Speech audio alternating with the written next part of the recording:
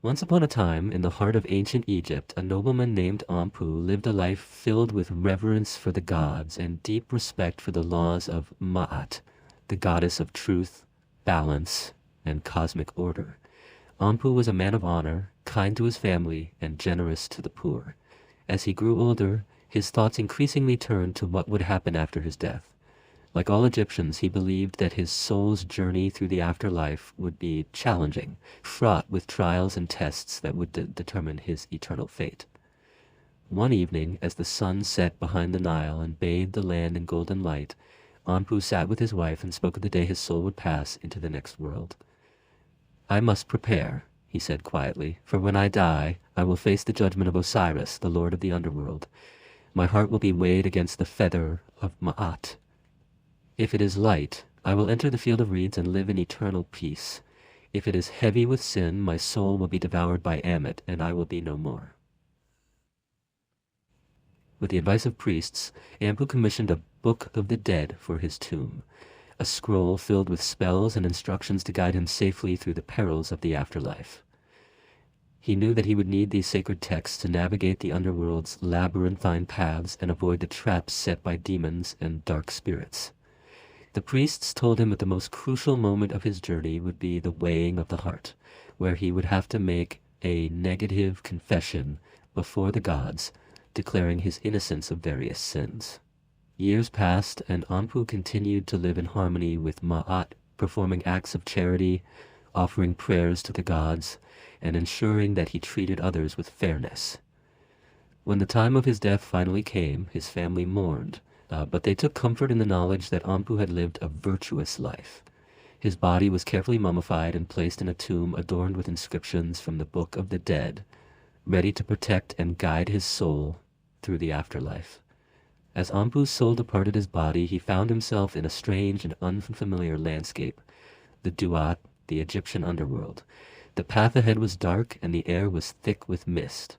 Yet Anpu felt no fear, for he knew the words of the Book of the Dead would guide him.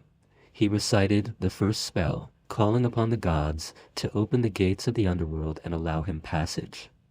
Slowly, the gates creaked open, and Anpu stepped into the unknown. He traveled through deserts of sand and rivers of darkness, encountering strange creatures and spirits along the way. Some tried to deceive him, while others threatened him with their claws and teeth. But each time, Anpu spoke the sacred words from his Book of the Dead, and the creatures recoiled, powerless against the magic of the gods. His heart remained steady, his resolve unshaken, for he knew that his destiny lay ahead at the Hall of Two Truths. At last, Anpu reached the hall where Osiris sat in judgment, surrounded by the 42 assessors of the dead. In the center of the room stood a great set of scales, and before it the feather of Ma'at floated, delicate and pure. Thoth, the god of wisdom and writing, stood by to record the outcome, and nearby Ammit, the devourer of the unworthy, waited hungrily. Anpu approached the scales, and the gods called for his heart to be weighed. But first, he had to make his negative confession, declaring his innocence before each of the 42 gods. His voice was clear as he spoke. "I have not stolen, I have not lied, I have not killed, I have not caused pain to others, I have not acted with cruelty, I have not defiled sacred spaces." One by one, the gods listened as Anpu proclaimed his purity. His heart, though burdened by the weight of his life's experiences, was light with the knowledge that he had lived in accordance with Ma'at. Thoth nodded in approval, and Anpu's heart was placed on the scales. As the gods watched, the scales tipped slightly, balancing perfectly between the feather and the heart. Osiris raised his hand in blessing, and Ammit let out a disappointed growl before slinking back into the shadows. Anpu had passed the test. His soul was deemed worthy, and the gates to the field of reeds opened before him. In this eternal paradise, Anpu was reunited with his loved ones, and he lived in peace, tending to fields that flourished with abundance. His soul was free, and his name would live on forever in the land of the living. Anpu had achieved what every Egyptian longed for, eternal life in the presence of the gods, having lived in harmony with Ma'at and upheld the moral code that governed both life and death.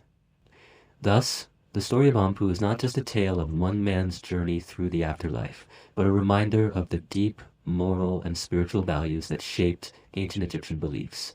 It teaches that living with integrity, kindness, and respect for the world around us is the key to peace in both this life and the next.